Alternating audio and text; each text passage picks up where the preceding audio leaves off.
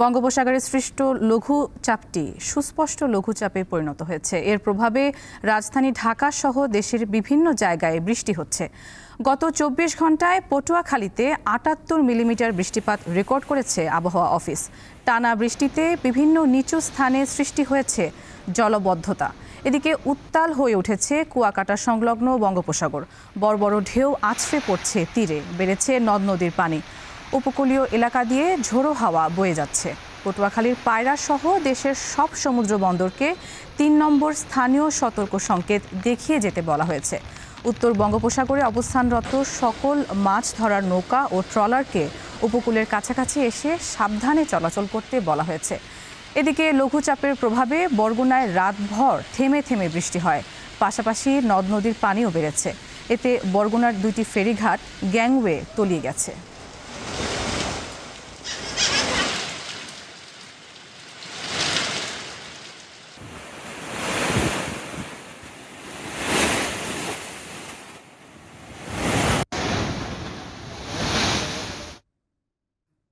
লঘুচাপের প্রভাবে বরগুনায় নদ নদীর পানি বৃদ্ধি পেয়েছে।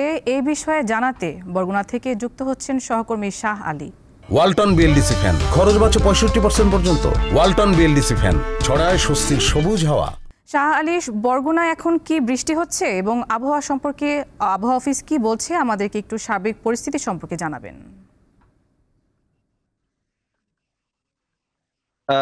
আপনি যেটা জানতে চাচ্ছেন, আসলে গভীর সমুদ্রে এই লঘুচাপ সৃষ্টি হওয়ার কারণে দক্ষিণ অঞ্চলের জেলা বরগুনায় কিন্তু গত দুদিন যাবৎ থেমে থেমে বৃষ্টি হচ্ছে। আমরা দেখেছি যে মুষলধারে এই যে বৃষ্টির কারণে কিন্তু অতিষ্ঠ হয়ে পড়েছে যারা খেটে খাওয়া মানুষগুলো রয়েছেন তারা। আমরা এছাড়াও দেখি যে বৃষ্টি এবং জোয়ারের পানি বৃদ্ধির কারণে নদ নদীর পানিও বেড়ে গিয়েছেন, এবং এছাড়া যারা এই বেড়িবাঁধের ভিতরে রয়েছেন তারা কিন্তু আহ আহ, শঙ্কার মধ্যে রয়েছেন যে এই পানি আরেকটু হলেই হয়তো বেড়িবাঁধ শুকরে ভিতরে প্রবেশ করবেন পানি। এছাড়াও গতকালকে দেখেছি যে অনেকেই রান্না বান্না করতে পারেনি, কারণ জোয়ারের পানি বৃদ্ধি পাওয়ার কারণে যারা নদীর তীরবর্তী যে সকল বাসিন্দারা রয়েছেন তাদের বাড়িঘরে পানি উঠেছেন এবং নিমজ্জিত হয়েছেন। এছাড়া আমরা দেখেছি যে গত বছর রেমালে যে ক্ষতিগ্রস্ত বেড়িবাঁধগুলো এখন পর্যন্ত উপকূলীয় জেলায় নির্মাণ করা হয়নি, যার কারণে সেই সকল উপকূলীয় জেলার বেড়িবাঁধের বাইরে যারা রয়েছেন ভিতরে তারাও কিন্তু দুশ্চিন্তার মধ্যে রয়েছে। এছাড়া গতকালকে যে প্রায় ১১ মিলিমিটার বৃষ্টিপাত রেকর্ড করা হয়েছে, এখানে পানি উন্নয়ন বোর্ড আমাদেরকে জানিয়েছেন।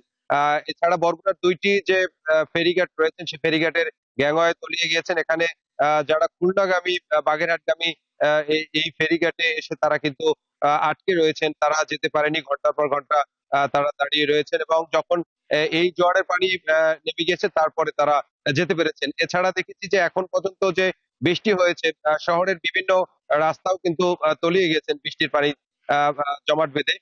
এছাড়া এখনো যে পরিমাণ বৃষ্টি হচ্ছে, আর কিছুক্ষণ যদি এরকম বৃষ্টি হয় তাহলে যে বেড়িবাঁধের আশপাশে যেগুলো ঘরবাড়ি গুলো রয়েছে সেগুলো তলিয়ে যাবেন, এবং ইতিমধ্যে আমরা দেখি যে ৩ নাম্বার যে স্থায়ী সংকেত দেখানো হয়েছে ৪টি নদী বন্দরকে। সেই বন্দরের যারা রয়েছে তারা কিন্তু গভীর সমুদ্রে যে সকল ট্রলার গুলো ছিল তারা তাদেরকে সতর্ক অবস্থানে থাকার জন্য আহ্বান জানিয়েছেন আবহাওয়া অধিদপ্তর। আমরা সেটাও দেখেছি, এবং রাতভর যে বৃষ্টি এবং সেই বৃষ্টিতে এখানকার যারা খেটে খাওয়া মানুষগুলো রয়েছেন তারা আসলে বাইরে বের হতে পারেননি।